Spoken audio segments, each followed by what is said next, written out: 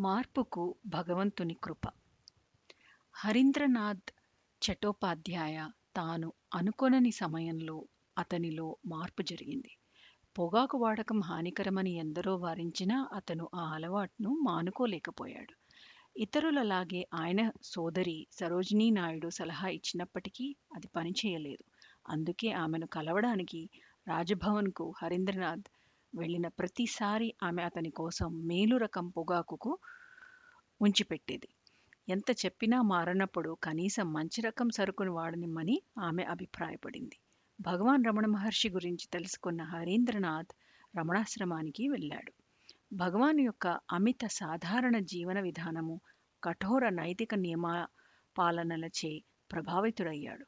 కొన్ని రోజుల పాటు అక్కడ ఉండడంతోనే అతనికి పొగాకు మీద అయిష్టత ఏర్పడింది. హైదరాబాదులో ఒక సమావేశంలో మాట్లాడుతూ తాను పొగాకును వదలాలనుకోలేదని, పొగాకే తనను వదిలిందని అన్నారు. నేను రమణులను నాతో ఈ అలవాటును మానిపించమని ఎప్పుడూ కోరలేదు. భగవాన్ ఆ అలవాటు నాకు ఉందన్న విషయాన్ని అసలు పట్టించుకోలేదు. సాధారణ గురువులైతే తమ దగ్గరికి వచ్చిన వారు ఫలానాది చేస్తే నిన్ను శిష్యునిగా అంగీకరిస్తాను అని నిర్దేశిస్తారు. కానీ భగవాన్ నన్ను ఒక బిడ్డలాగా నా బలహీనతలతో సహా ఆదరించారు. ఆ అలవాటు దానంతట అదే పోయింది. అంతేకాదు గురువు ప్రభావంతో, కరుణతో ఎన్నో జరుగుతాయి. కొన్ని మనకు తెలుస్తాయి. ఎన్నో మనకు పరిమితమైన మనసు వల్ల తెలియవు. భగవాను యొక్క గొప్పతనం ఏమిటంటే వ్యక్తులను స్వయంగా తామే అన్నీ జరుపుకుంటున్నామన్న భావనకు స్వాతంత్రాన్ని ఇస్తారు. ప్రాథమిక దశల్లో గురువు మీద ఆధారపడి ఉంటామన్నది వారికి తెలియకుండా చూసుకుంటారు. ఒక దశకు చేరిన తర్వాత మనంతట మనం ఏమీ చేయలేమని మనకే తెలుస్తుంది.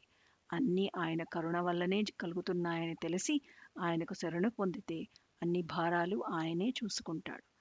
కర్తృరాజ్ఞయ ప్రాప్యతే ఫలం. కర్మల ఫలితాలను ఆయన ఇస్తాడు. ఆయన చేతిలో మనం ఒక పనిముట్టు మాత్రమే.